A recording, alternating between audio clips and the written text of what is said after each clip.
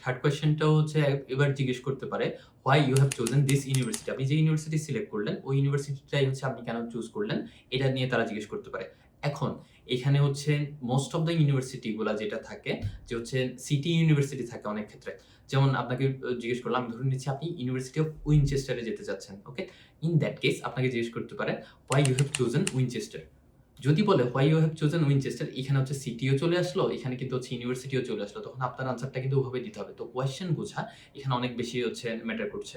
আর যদি বলে হচ্ছে why you have chosen university of Winchester, তখন জিনিসটা হয়ে গেল হচ্ছে কি আপনাকে স্পেসিফিক ওই ইউনিভার্সিটি সম্পর্কেই জিজ্ঞেস করছে। তো আপনার কিন্তু এখানে প্রিপেয়ার থাকতে হবে।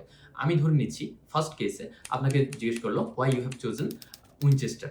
ইন দ্যাট কেস হচ্ছে আপনি তখন বললেন হচ্ছে, যেমন হচ্ছে সিটি নিয়ে বলবেন, তেমনি হচ্ছে আপনি ইউনিভার্সিটি নিয়েও হালকা একটু বলতে পারেন। ইন দ্যাট কেস হচ্ছে আপনি সেফ জোনে থাকছেন। যদি হচ্ছে আপনি পুরো কোয়েশ্চেনটা ইমিডিয়েট তখন বুঝতে না পারেন, 30 সেকেন্ড জাস্ট প্রিপারেশন টাইমের মধ্যে আপনি নাই বুঝতে পারেন।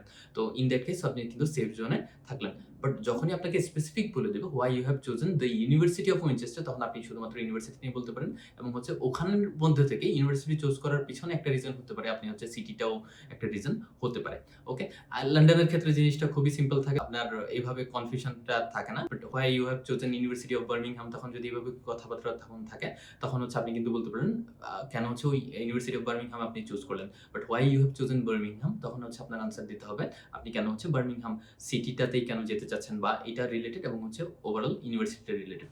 যদি ধরে নিই আপনাকে হচ্ছে ইউনিভার্সিটি নিয়েই জিজ্ঞেস করছে, তখন এগেইন আপনাকে হচ্ছে যখন ইউকে নিয়ে জিজ্ঞেস করা হয়েছিল, তখন যেমন হচ্ছে আপনি কম্পেয়ার করেছিলেন, এখনো যদি আপনাকে ইউনিভার্সিটি নিয়ে জিজ্ঞেস করা হয়, আপনি কিন্তু এখনো কম্পেয়ার করবেন। ওকে? আপনি এখন যেটা ফার্স্ট কম্পেয়ার করতে পারেন, আপনার চয়েস লিস্টে অন্য কোন ইউনিভার্সিটি ছিল। ওইসব ইউনিভার্সিটিতে আপনি কেন যাচ্ছেন না? অথবা গেলেও লেটস সে সবাই জানে যে হচ্ছে আপনি অলরেডি একটা অনলি যে একটা ইউনিভার্সিটিতে এপ্লাই করেছেন, এটা কিন্তু না। যারা ইন্টারভিউয়ার আছে তারাও এটা এক্সপেক্ট করবে যে হচ্ছে আপনার চয়েস লিস্টে আরো কোন ইউনিভার্সিটি ছিল। তারাও জানতে চাইবে যে হচ্ছে ওইসব ইউনিভার্সিটিতে আপনি কেন যেতে চাচ্ছেন না। এটাও কিন্তু একটা জানার আগ্রহ তাদের মধ্যে জাগে এবং তারা জানে যে হচ্ছে আপনি অনলি একটা ইউনিভার্সিটি কিন্তু এপ্লাই কখনোই করবেন না। তো এখানে হচ্ছে অনেস্ট থাকাটাও অনেক বেশি এখানে ম্যাটার। আপনি অন্য ইউনিভার্সিটি চুজ করেনই নাই, এটা কিন্তু হতেই পারে না। তো আপনার চয়েস লিস্টে ২ টা বা ৩ টা যেসব ইউনিভার্সিটি ছিল, ওগুলোর সাথে কম্পেয়ার করবেন।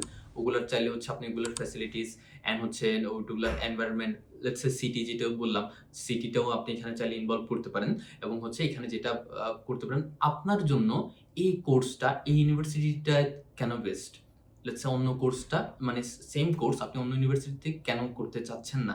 এটা জাস্ট তাদেরকে রিফ্লেক্ট করানো এবং হচ্ছে ভালোমতো একটা কম্পেয়ার করা। কম্পেয়ারটা র‍্যাংকিং ওয়াইজ হতে পারে, কম্পেয়ারটা হচ্ছে আপনার ইন্ডাস্ট্রি প্লেসমেন্ট অনুসারে হতে পারে, ডিউরেশন অনুসারে হতে পারে, টিচিং স্টাফ রিলেটেড হতে পারে, অনেক কিছুই হতে পারে। বাট এটা যাতে শো করে ১ মিনিটের মধ্যে আপনার এটা যাতে শো করে যে হচ্ছে আপনি ভালো একটা রিসার্চ এটার এগেইনস্ট এ করেছেন। অনেক বিকট আনসার দেওয়ার কোনো দরকার নেই। টু দ্য পয়েন্ট আনসারে যাবেন এবং হচ্ছে কম্পেয়ারটা ভালোমতো করবেন।